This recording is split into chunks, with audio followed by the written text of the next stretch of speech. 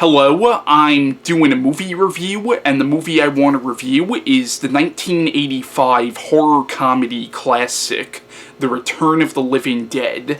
Now, The Return of the Living Dead is written and directed by Dan O Bannon, who before this actually wrote the movie Alien, and before that he wrote the John Carpenter movie Dark Star. Now, the film is based in name only on a book by John Russo called Return of the Living Dead. Now, John Russo was actually the co-writer of the original Night of the Living Dead, and the book Return of the Living Dead was actually a sequel to the movie Night of the Living Dead.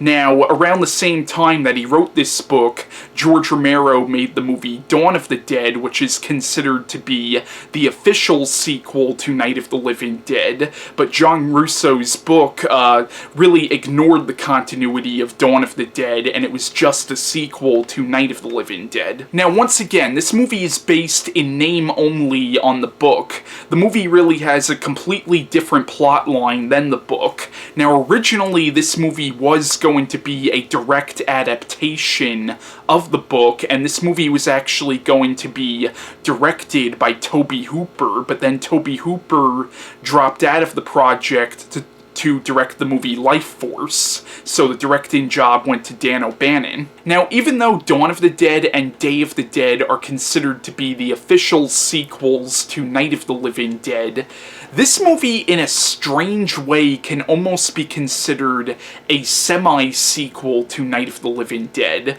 Like, the film, it's not set in the same continuity as Night of the Living Dead, but in the movie they explain that in the universe this movie takes place in, something similar to what happened in Night of the Living Dead happened in this universe. And in this movie, Night of the Living Dead is just a movie, but the movie's playing on the whole idea that what if George Romero actually based Night of the Living Dead loosely on something that actually happened. Like, the whole idea of this movie is that back in the 1960s, the military was experimenting with this chemical called 2,4-trioxin, and the chemical actually brought dead bodies back from the dead as zombies, and the military, they managed to cover this all up, and they put the zombies into these barrels, but due to a fuck-up, the barrels ended up in this warehouse in this small town. So, the movie begins where this kid named Freddy, played by Thom Mathews. Now, I always known Thom Mathews best as Tommy Jarvis in Friday the 13th Part 6, Jason Lives, but the movie begins where this kid named Freddy, played by Thom Mathews, is getting a job at this warehouse, and this character named Frank, who I think is supposed to be his uncle, I'm not sure, but this character named Frank, played by James Karen, is showing him around the warehouse, and Frank tells him about this thing that happened back in the 60s that the military managed to cover up, and he tells him about the barrels, and he shows him the barrels with one of the zombies in it, and one thing leads to another, and the barrel accidentally splits open, and all this gas, like all the chemical, comes out, and Freddy and Frank end up passing out from this chemical, and the chemical gets into the ventilation system in the building, and it turns out that they actually had a corpse in a freezer there, and this corpse, of course, comes back from the dead as a zombie, and when they wake up, they find out about this zombie, so they call their boss in, and their boss ends up chopping the zombie up into a bunch of pieces, and now they're trying to get rid of this, so they bring it to a mortuary that's not too far from them to cremate it. So they cremate this zombie, and all the ashes, like, go up into the air, and of course it rains, and the chemical gets in the rain, and so it rains all over this cemetery, and all the dead bodies at the cemetery end up coming back from the dead as zombies because of this chemical. And it turns out at the same time a bunch of Freddy's friends were at this cemetery, so one thing leads to another, and they basically all end up in this mortuary that's getting surrounded by zombies.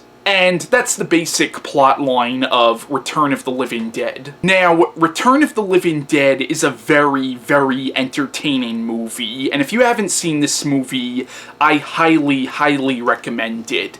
Now, the film is a horror comedy, and one thing that I've noticed about horror comedies is there's really different degrees of horror comedy. Like, there are some horror comedies that are really more comedy than horror. Like, they're really just comedies with horror movie elements, and then there are some horror comedies that are really more horror than comedy. They're really horror films with comedy elements. This movie really does seem to be a perfect balance between both horror and comedy, and in this movie, the horror and the comedy are almost indivisible. Like, in the movie, the characters of Freddy and Frank, they're slowly starting to turn into zombies themselves because they were exposed to this chemical, and their transformation into zombies is really, really painful. And watching the movie, the way the characters act, you feel the pain that they're going through, and you feel so bad for them,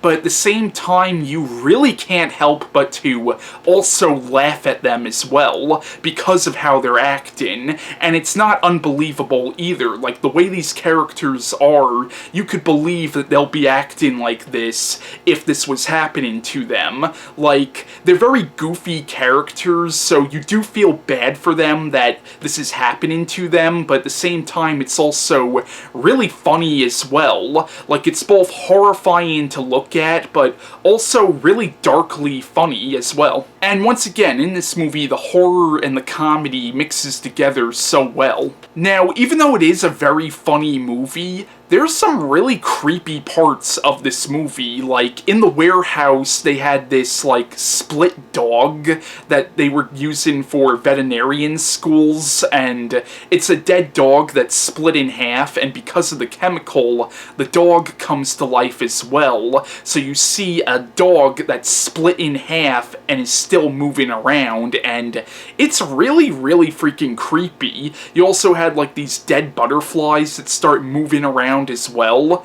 And this movie's also a really unique take on the zombie genre as well, because in this movie the zombies are actually intelligent, and they do actually talk in this movie. It turns out that the reason they attack people is because it's actually very painful to be a zombie. It turns out that it's painful to be dead, so the only way to relieve the pain is to eat people's brains. And this movie is where the whole idea of zombies eating brains came from, because that's been kind of a stereotype in zombie movies. Like, a lot of people, when they think of zombie movies, they think of the zombies going, oh, brains, brains, and that whole stereotype actually came from this movie.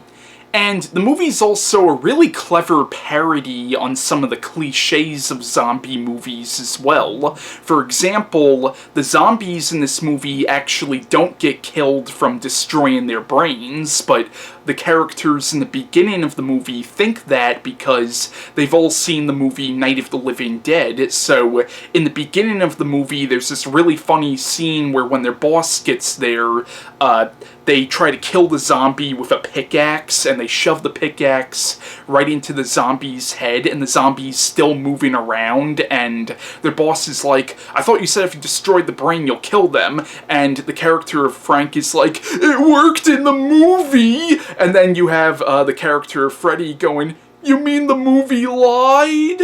This movie also has some really interesting and memorable characters in it.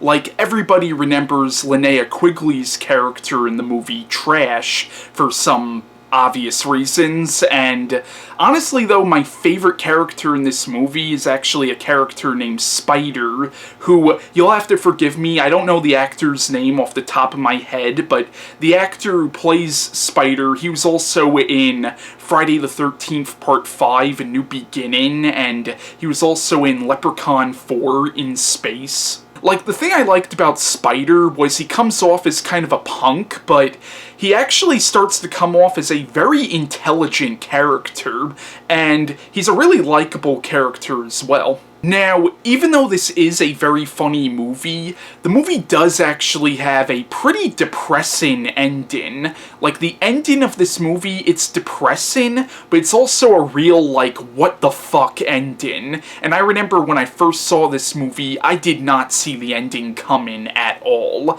It's a real, like, it's depressing, but it's also a, like, what the fuck kind of ending. And if you've seen the movie, you know exactly what I'm talking about. But yeah, The Return of the Living Dead, it's a great zombie movie, and it's a great horror comedy film, and if you haven't seen it, the film's definitely recommended. Now, Return of the Living Dead also spawned a series of sequels. In 1988, you had Return of the Living Dead Part 2. In 1993, you had Return of the Living Dead 3. And in 2005, you had Return of the Living Dead Necropolis, or Necropolis, or whatever, and Return of the Living Dead Rave to the Grave, which were both made-for-TV movies on the Sci-Fi Channel. But I'm going to be reviewing all the sequels pretty soon. So yeah, that's my review on The Return of the Living Dead, and bye.